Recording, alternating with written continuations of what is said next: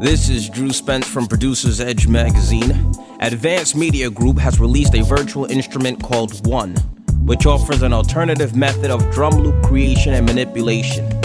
The interface is divided into three main areas: the browser, where you audition and load material; the rack, where you will make adjustments to the drum loops; and the topmost region, where you will find the global controls. The browser offers a great deal of flexibility when organizing your library. You can arrange and sort elements by library name, genre, format, and BPM. The library resides in a My Files folder, and here is where you will deposit all the material you intend to use with One. Located in the header is the load button. That functions the same as an import button to bring in additional material for manipulation inside One. The rack. The rack itself is divided into 3 pages. To avoid confusion with the following subsections, we'll call these tabs. Page 1 of the synthesizer tab. Here is where you'll find the ADSR filters, tuning controls, cutoff resonance, and the envelope settings. Page 2 contains the controls for low frequency oscillator, the LFO.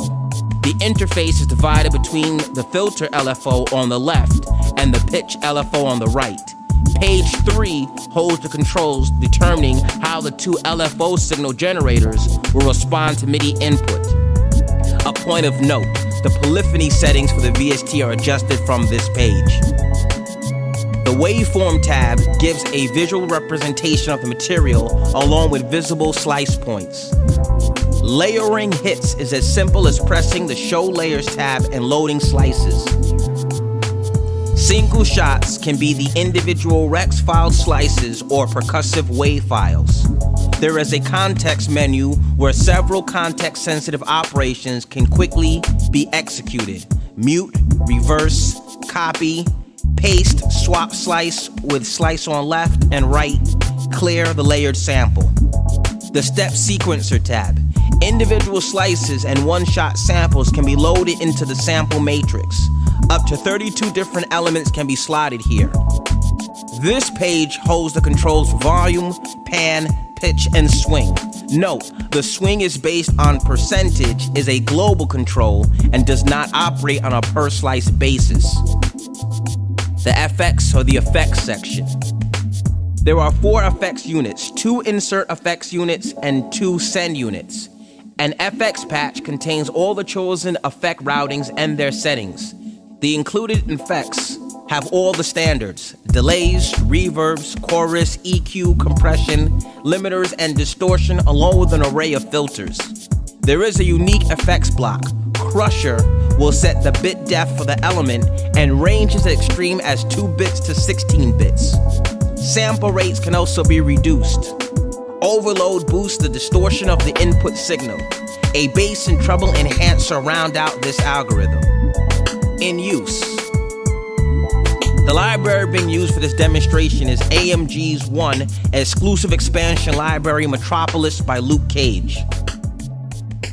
Once my loop is loaded, I can trigger the entire loop or individual slices via MIDI notes in my host sequencer or by an external module like a drum machine or keyboard. The loop being used here is Caress Drums 4. Here I'm triggering the individual slices separately with a MIDI keyboard MIDI controller.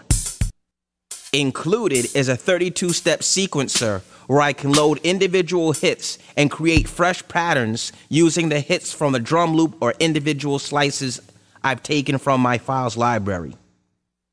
The imported Rex file is divided in the rack, and I have several options available to manipulate the slices: reverse and swapping left and right, pan and pitch, etc.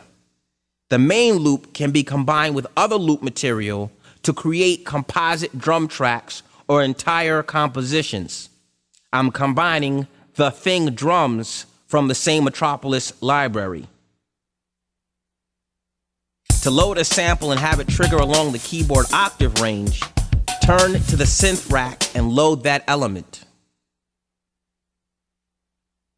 Rex formatted slices can also have their slice order rearranged to create new material. Here's an example with a bass line loop and a melody.